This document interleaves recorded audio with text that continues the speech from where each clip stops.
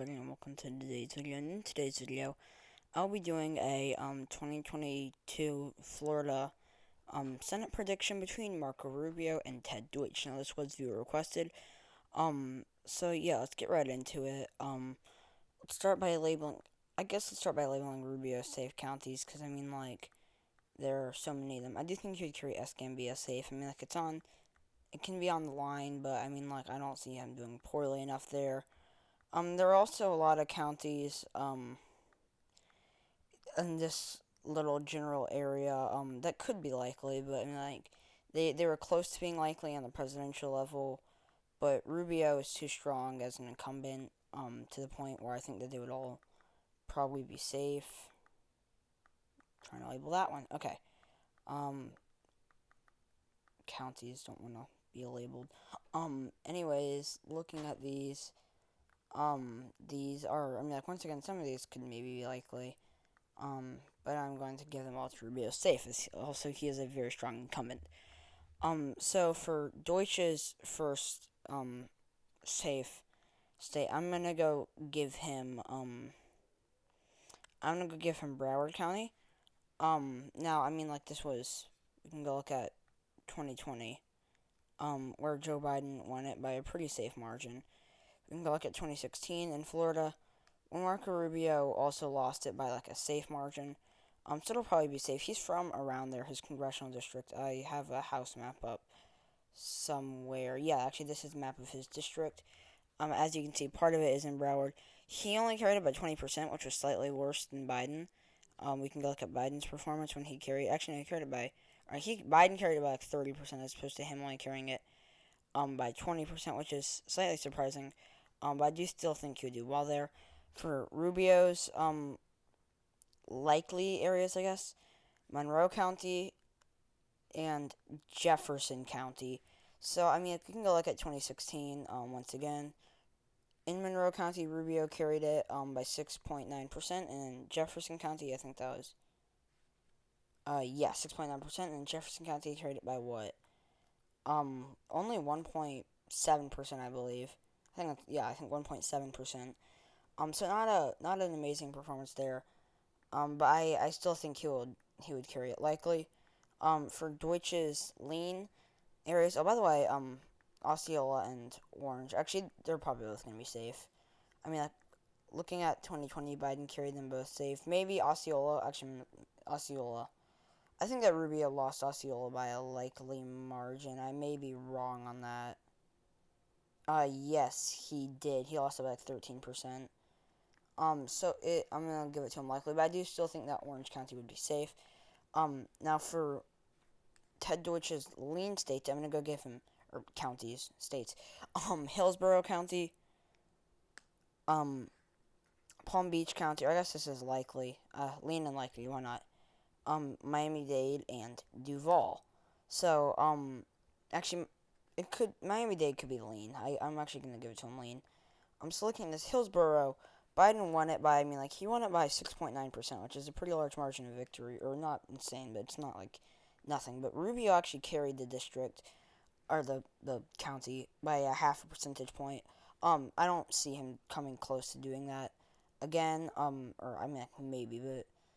And then coming over here in Palm Beach, I mean, like, we only saw Deutch win it by a little bit. We saw him win it by, I believe, 6.8%.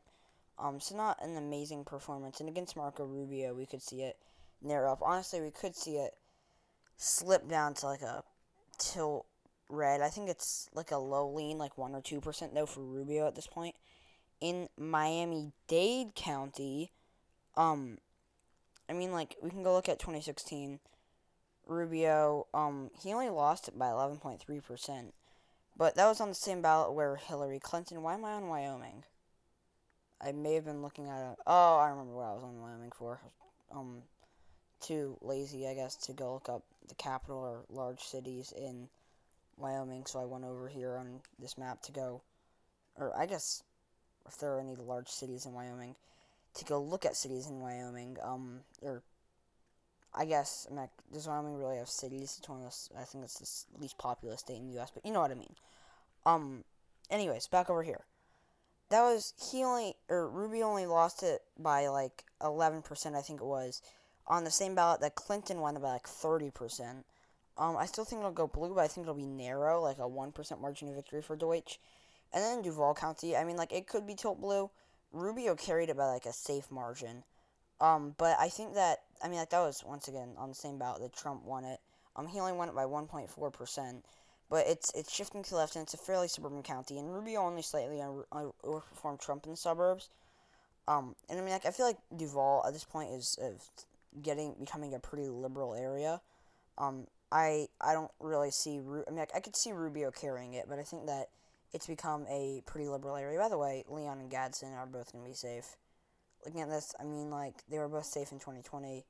Rubio lost them both by safe. Actually, yeah, he lost Leon by a safe margin. They're both gonna be safe.